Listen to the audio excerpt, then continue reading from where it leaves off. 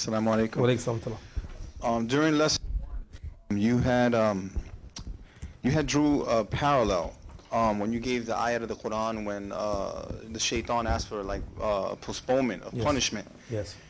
And then you said that Allah will let you do your thing, and then I was hoping you would expound on that to kind of expound on that parallel. That was a good parallel. Yeah, this is the point I want to say, and I know it was maybe a little bit deep, but if you look around, any kind of movement you can think of, right? We got Hindus, we got Buddhists, we got Christians, we got some Christians believe in God, Jesus is God. I'm listening to a preacher yesterday on the radio, and my God, he said, no, Jesus is the everlasting God. I'm saying, are you crazy? So all of these people doing that, you have atheists, you have, right? And it seems to me that Allah is allowing them to do it. After all, Shaitan will say, I just called you, I invited you, and you came. So that made me understand this.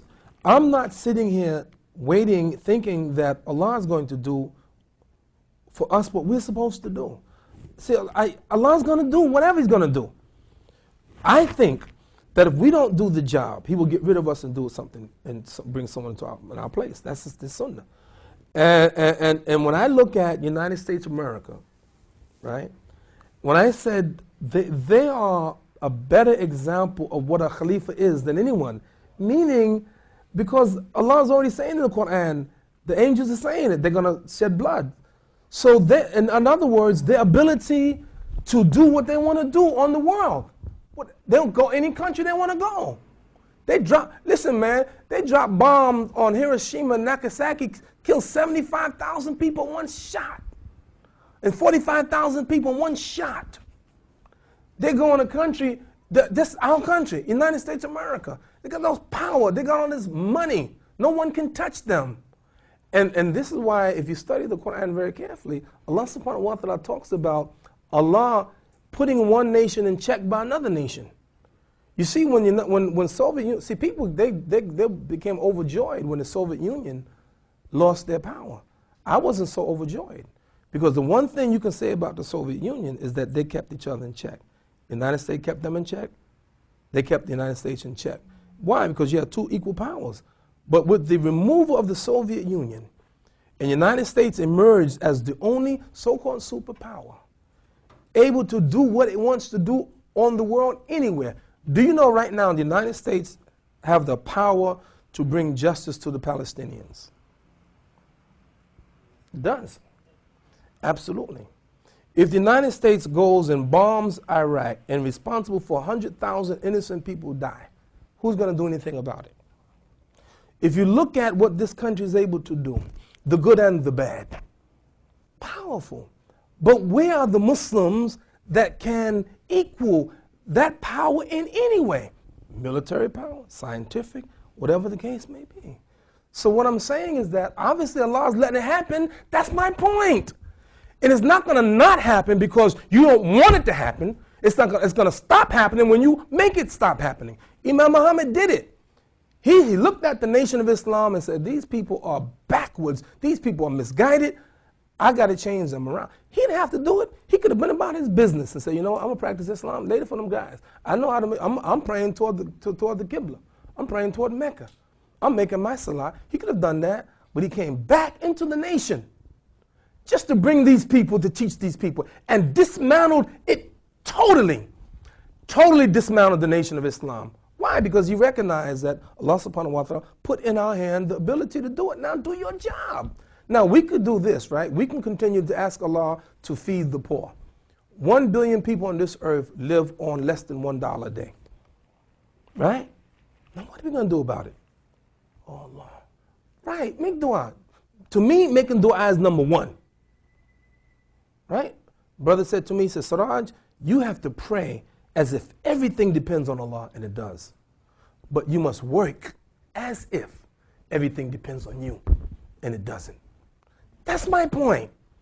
You see what I'm saying, man? And I don't like that. I don't like us sitting here. What are you waiting for? What are we waiting for right now? What are we waiting for all these people to come to Islam? What are we waiting for? What are we waiting for right now? When they're going to come? They're going to come, Allah going to bring these people. Allah going to do that. فَذْهَبْ أَنْتَ وَرَبُّكَ Sounds the same thing to me.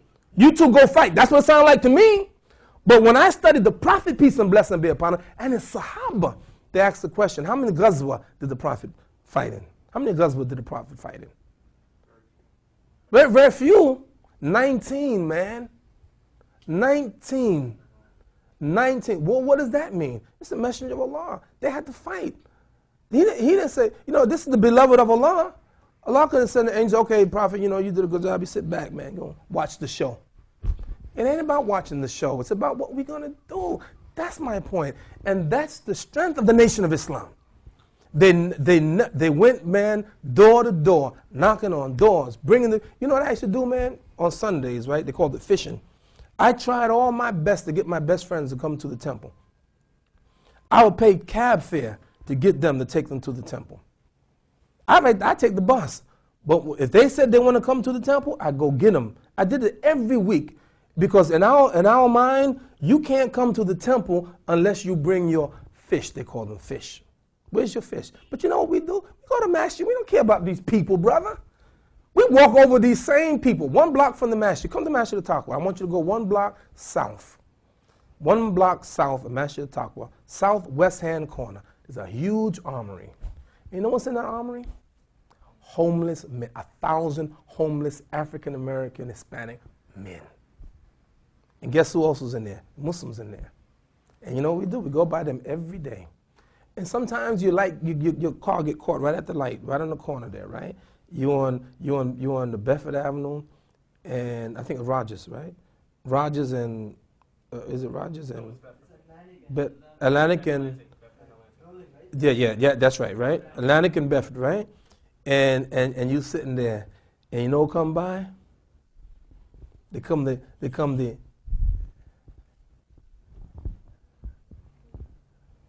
right? Or they come the squeegee guys. You know the squeegee guys? Let me wipe off your windshield and can I get a dime? And what do we think about these people? What do you think about these people, man? And see the nation with all of the criticism, wrong, they probably go to hell. They probably are going to, Allahu Alam, right? But for all of that, they cared about the people. One thing I tell you about the Nation of Islam that was good, they made you love your black people. They made you love black people. You said, well, that doesn't make sense. It does make sense when you understand that black people hated themselves. You don't get it. You don't get it. Well, you don't get it. Where is that picture, man? See, you'll get me mad now. Who got my book? Not this one. There it is. Who is this? Who's that guy there? Huh? Yeah, Jackie Robinson. Right? Who's that? It's your boy, Malcolm Little, right? Look at this conch here. Don't you know that time, man, that's what black people did? Man, men burned their hair, brother. You saw the movie? Huh? You saw the movie? Remember the guy, he said was burning? It really burned, brother. Lie. You know what lie is? Lie. Yeah. Burn, man. Why they do that? Because they want to look like white man. God, that contributed to a lot of things. It's now, the black people hated themselves. You don't understand that, man. Hated the nose, man. Hated the lips and the black color and the kinky. Oh, I hated that. Man, you don't understand what that means. Because why? This nation made us think that black was ugly. Black Friday. Devil's cake was black. I mean, everything, but I'm saying everything, huh? Everything black. I'm telling you, you don't understand the psychological. Everything bad was black, and when they had the beauty contests, they had the beauty contests. There's always a white woman with white features, and black women were ugly, always portrayed as ugly. That's what it was in this society. You understand? So now, yeah, everything. I'm saying everything. Cartoons, books, everything. Institutionalized racism. Teaching people, to hate yourself and love the white man. And the biggest thing you think is nothing, right? You get an image of a white Jesus. This is Jesus. This is the Son of God. It's a white man. And you don't think that have an effect on black people? If you look in the Bible and see all the prophets white, you don't think that had an effect on black people? All the angels are white. You don't think that had an effect on black people? Sure it did. That's what I'm trying to tell you. That's when this nation came out. I believe, I could be wrong, I believe that all the people who are sincere, Allahu Alam, Allah guided them from the nation of Islam to Orthodox Islam. I believe that. And I make dua for them, Allah guide them. So brothers and sisters, may Allah subhanahu wa ta'ala bless us, bless you, learn some lessons from Malcolm El-Hajj Malik El-Shabazz. Yes, ma'am.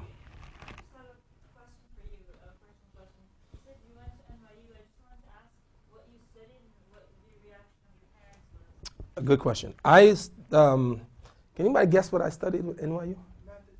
Oh, God, you know, so read my bio. Math education. Right. I was a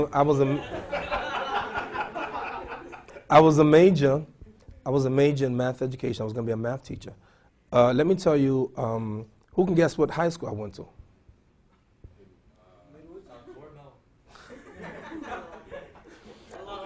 Allah. I went to the High School of Music and Art, which is across the street from City College. And I was an art student. My thing was portraits.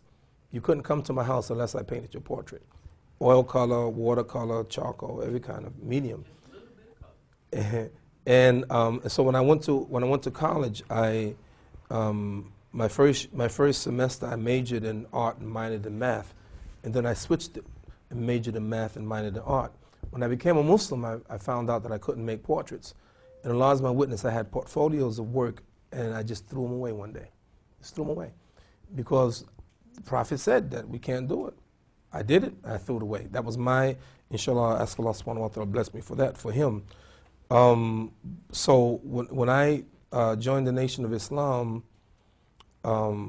my parents, my mother and my stepfather, by the way, I had a very great stepfather. My stepfather, I loved as much as my father. A man named Lloyd Sage, beautiful, really beautiful man. My mother was very supportive of me. Because we weren't bad. I was never a bad kid. Imam Siraj was never a bad kid, right? And if I did smoke, I didn't inhale it.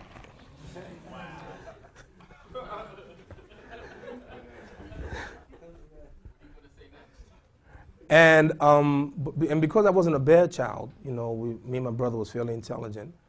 So when I joined the Nation as a freshman in New York University, she was kind of supportive, and it never gave me any hard time. And the only time I had conflict once with my stepfather's a big guy.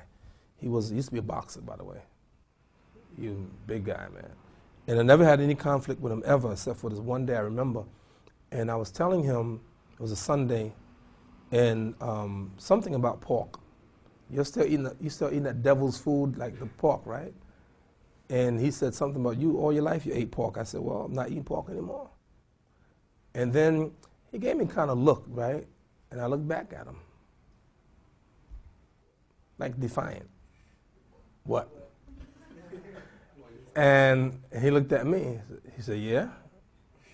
I said, well, what? You know what I'm saying? What? So we did that for a while, and that was it. That was the worst we ever had, but they was very good. And one year, my son Muhammad, he was 5 years old. He's now 21. My mother invited us over to the house for Thanksgiving dinner. I said, okay, but let me bring the meat. And, you know, we cleaned the pots. And my mother said she wanted me to bless the table. I did. And my son Muhammad, 5 years old, I'll never forget this. He says, Granny, he calls my mother Granny, and my stepfather, he called him Pow Pow. I said, Granny, when are you and Pow Pow going to become Muslim? Right? My 5-year-old son saying, because you know how children are, right? I don't care. You know, no, huh? Yeah, straight up. When are you going to become Muslim? Anyway, so my mom said, well, we might as well do it now. So both my mother and my stepfather took Shahada as a result of my son saying that. And I'm saying that, alhamdulillah, my stepfather since died, and at least they have that. They said that they believe Allah subhanahu wa ta'ala is one. Now we're struggling trying to, you know, bring her to the masjid more and get her to practice more. So make dua for her, inshallah. Yes. But you can imagine in many cases, as an imam, people come to me, they said, you know, Imam, I became Muslim, but I can't tell my parents. they're afraid to tell their parents. And number two, their parents fight them. I know Muslims who've been fought as a result of them becoming Muslim. So it's a trial for a lot of people. Yes. Bismillah. One question I had, you didn't mention like in detail, was Malcolm X was part of the Nation of Islam, and did they believe in going to Hajj? And then that's as part A of the question, number one. And part B of that question is, like, what exactly influenced him to go to Hajj? I didn't understand that. No, they didn't. Like, they didn't make Hajj. I mentioned it last week that Elijah Muhammad did not encourage his people to make Hajj. You got to remember this, that we were totally isolated from the Muslim world. And that's one thing that Elijah Muhammad did, is we didn't read books by Orthodox Muslims. We didn't have the presence, and that's why I say, in a sense, the growth of the Nation of Islam is an indictment of the Muslim Ummah, in my opinion. Because there weren't that many Sunni Muslims that came to us, and really, there was a few that challenged us, but I think had they done more of that, you know, you would have seen more people join Orthodox Muslims as opposed to join the Nation of Islam. The Nation of Islam had a better Dawah program than the Muslims did. That's straight up. So was like him going to Hajj a personal decision, like he went on his own without anybody influencing him? Yeah, he started after he left the Nation of Islam, and I got to be brutally honest with you, and this is a fact that many Muslims don't want to come to terms with. Malcolm X didn't leave on his own. He didn't one day say, you know what, I don't want to practice this no more. I want to become a Sunni Muslim. It didn't happen like that. Elijah Muhammad put him out. And I'll be honest with you, that last year, had Elijah Muhammad brought him back, he would have gone back. This is what he said himself. So, and that's this reality. So Allah blessed him, alhamdulillah, as a result of being put out. Sometimes things happen in history that really you capture the moment and you take advantage of it. And what happened as a result of it, I think people started talking to Malcolm. A brother from Sudan named Hussein, Sheikh Hussein, and some others, and they invited Malcolm for pilgrimage. They invited him? They invited him, yeah. They invited him. In fact, as I mentioned last week, maybe you didn't get it, but I said that his wife, Dr. El-Shabazz, she performed pilgrimage the next year. I'm sorry, the same year that Malcolm was assassinated. And then subsequent to that, she made one more pilgrimage. And his daughter, El-Shabazz, made Hajj last year. But, and can you imagine, I think that, if you think about this, right, part of what influenced Wallace Muhammad and Akbar Muhammad, Elijah Muhammad's two youngest sons, was their being intermingling with the Muslim world. Akbar can speak fluent Arabic at that time. He had gone to Egypt and studied in Egypt. Imam Muhammad spent some time abroad studying. So because they were influenced by the Muslims, they were able to come and bring that influence back. And that's the key. It's that, do you have Muslims who have the knowledge, who are strong enough to share the knowledge with the people? That's the issue. Yes. Assalamu alaikum. One of the things that you mentioned that the Nation of Islam helped change in the African American community and minorities in general is that their self-respect, their respect for their family, their dedication to work and make something of themselves. Yes. Do you see this lacking in this society today? Absolutely. Because it's 100%, absolutely. And if you look at the hip hop generation, if you look at some of the music that's being produced, and when you look at the kinds of things that's being said, the disrespect for family, disrespect for the women, the black woman, that's manifested in its art form. Absolutely. Some of the figures that we talked about, you weren't here earlier, when we talked about some of the figures that's hurting the black family.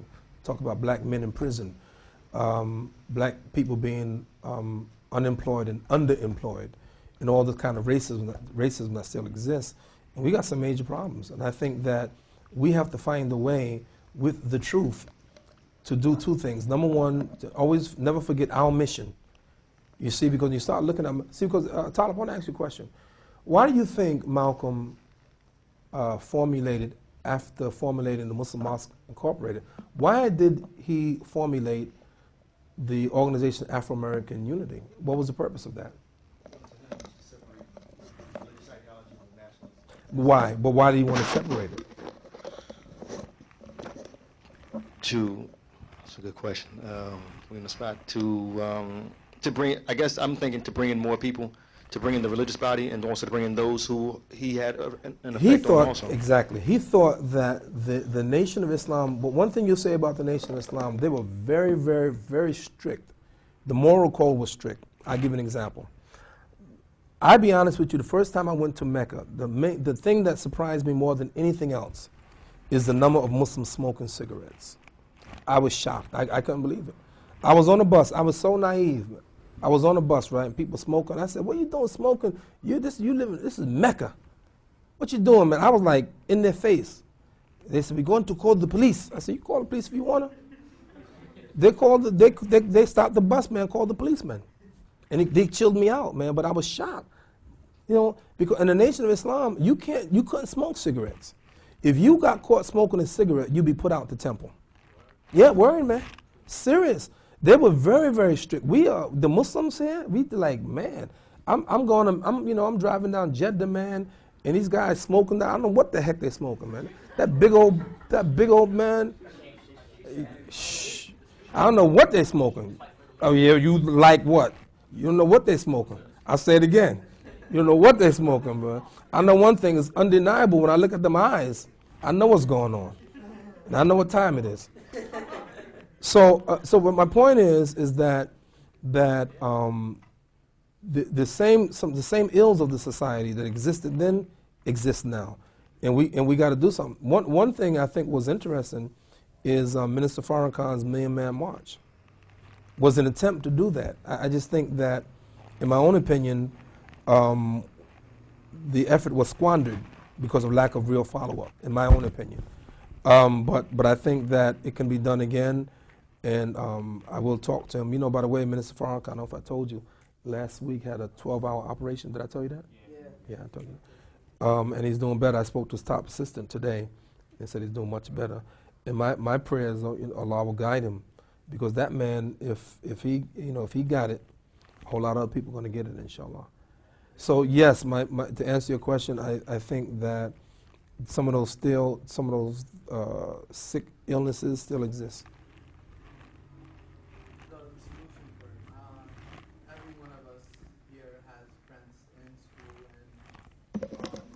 At work or just where you live that have the same problems, and I don't know if it's when it was the Nation of Islam, because it was the same race, the same people, they were able to relate better, they were able to give da'wah better than we would be able to give the da'wah. So what would you? Why do you think that?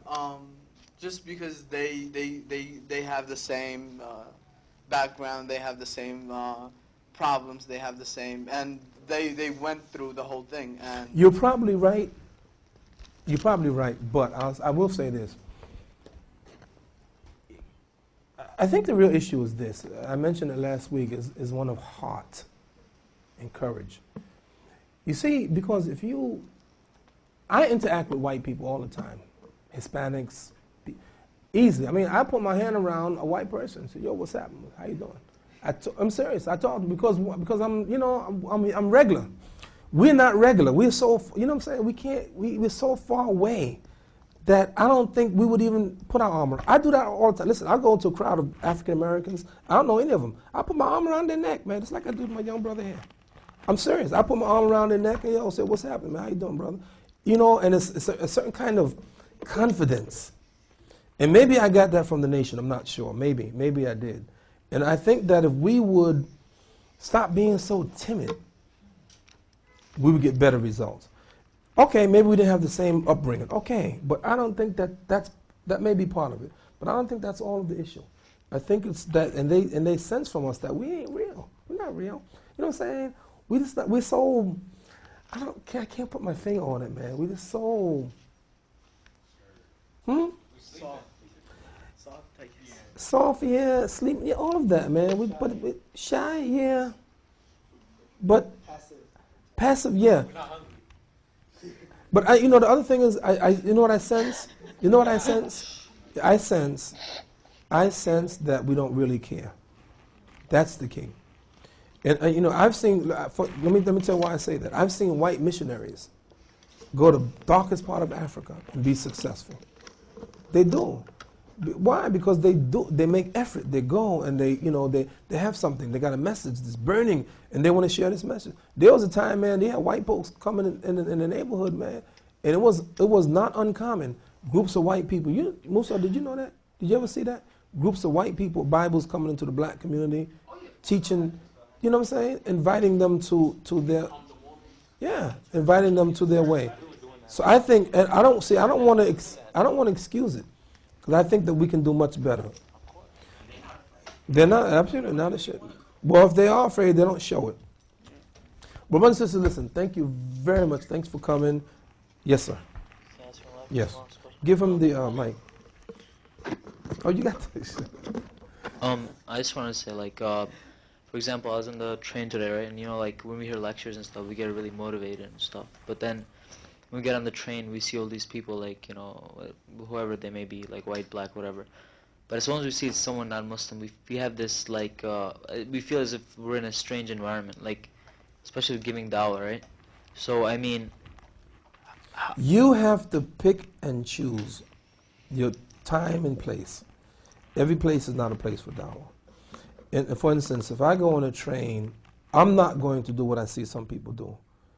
Ladies and gentlemen, let me get your attention, please. You must accept Islam. I have Al-Quran. So you understand? But what you have to do, and this is what helps, is that you in your time, in your environment, the right place, the right time, you know, your schoolmate, your roommate, when the time is right, you give dawah in a way that's appropriate at that particular time. That's the key. That's the key. And I think you're going to be out of place if you try to do it in the wrong place, in the wrong time. You know what I'm saying? Stuff, you know, you see, and for instance, if you talk to your teacher in one of your classes and say, listen, I like to talk to the class about this topic. I like to take 2 minutes, 3 minutes and mention something.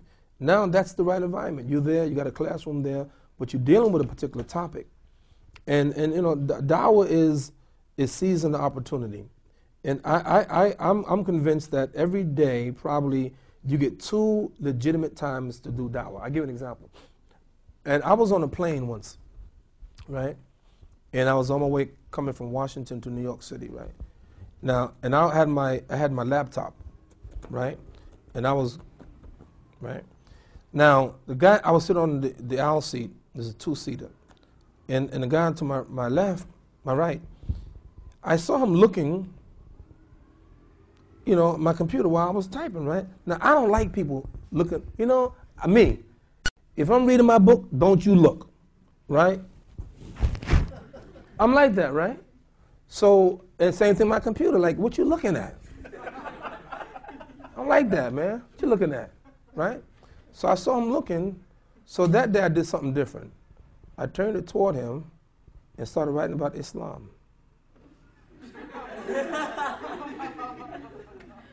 Wallahi. It started a conversation. He said, you Muslim? I said, yeah. Yeah, I'm a Muslim. You see, but there was a perfect opportunity. I've been on jobs years ago. I used to work in a mental health clinic, and my coworkers used to ask me how come at certain parts of the year I wouldn't eat. I explained to them what Ramadan was, and they learned a lot. And really, there were times, a lot of my witnesses, there was a place, an office down there where I would make my salat, and I can hear while I'm praying someone ringing the phone, and my coworker will say to them, listen to what they said. They said, yes, and I know they asked about me. They said, he's making salat. That means prayer. So they learned dawah from me in a very natural way, very natural way. I didn't go, like, you know, sometimes we overwhelming. Well, let me sit you down. Sit down, Mr. Co-worker. Let me teach you about Islam. Islam is this. And you can see they're not listening to you, man. They turned off. But if you do it in the right way, you can have a great big impact on them. Yeah. And neighbors, yeah, neighbors is perfect, man. Bring neighbors to your house, man. Brothers and sisters, man, Allah bless you. You got to go home. May Allah bless you. We did part 1. Hopefully in the very near future we do part 2. May Allah subhanahu wa ta'ala bless you. Assalamu alaikum wa rahmatullah.